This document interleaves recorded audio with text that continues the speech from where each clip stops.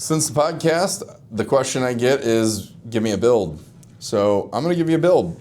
I took about 20 different questions, and so I've kind of distilled it down. A lot of you want something that looks really good, that's really good on resale, that they're going to have fun with, can drop the top on. Convertible seems pretty popular. So here's what I did. We started off with a 2LZ in red mist. I always match the red edge red calipers to the red mist. It looks really good.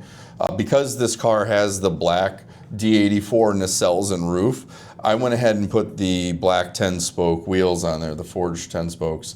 Because we had price and resale in mind, rather than going to like a TOG or TOF aero package, we went with the 3-stanchion spoiler. It's got a nice presence. For 1,800 bucks, it's really hard to go wrong. Also added the NGA black exhaust tips on this one too. So what we've put together here is a very thoughtful build. You look at this car, looks like a $160,000 car all day long. And if you put the big arrow on it and another option or two with GT2 seats, yeah, it would be. But what I'm going to tell you is I stayed with GT1 seats for cost effectiveness. On 2LZ and 26, we can do red stitching. So I did the red stitching. So we have the on-center stripe on the wheel. You have the red stitching throughout. Also had the stealth interior trim package. Now, I'm going to tell you why I left it black. You could do a whole bunch of different things.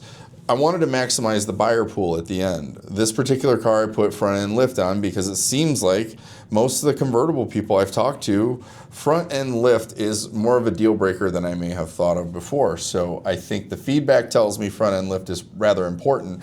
We give you a really good looking car. You could put a red seat belt in there if you wanted.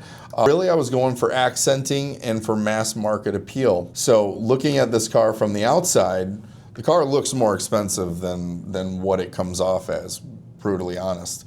This car looks like $1 million.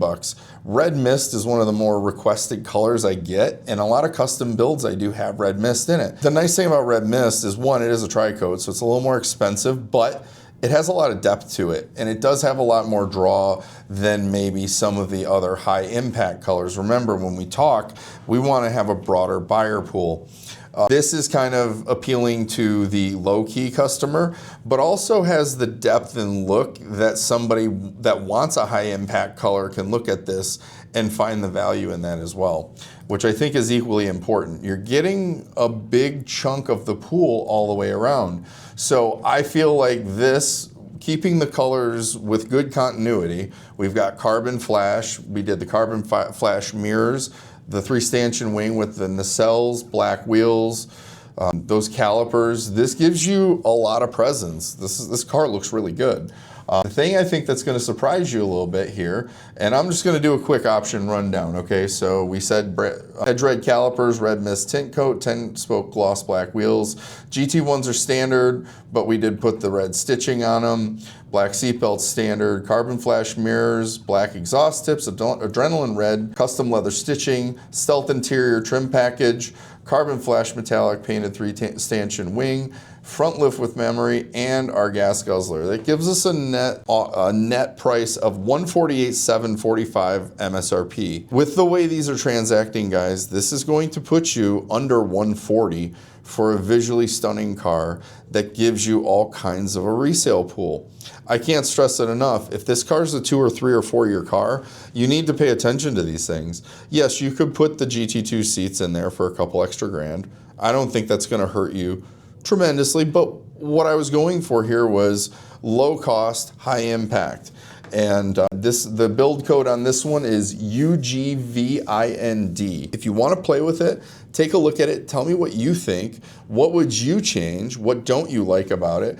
And is there some options on this that you just don't consider that important? Again, the balance was value value initially with resale value when buyer pool at the end. It's not a catch-all, but this is as close as I can come to right at the moment to being able to capture the biggest parts of these groups. Now take a look at that build. Let me know what you think. I think it looks pretty good based on the feedback I get. This is a pretty widely sought after vehicle. It's gonna ride great. You're not losing money on big ticket options. I don't know. Up to you now. Put it in the comments. Let me know. Let's discuss it.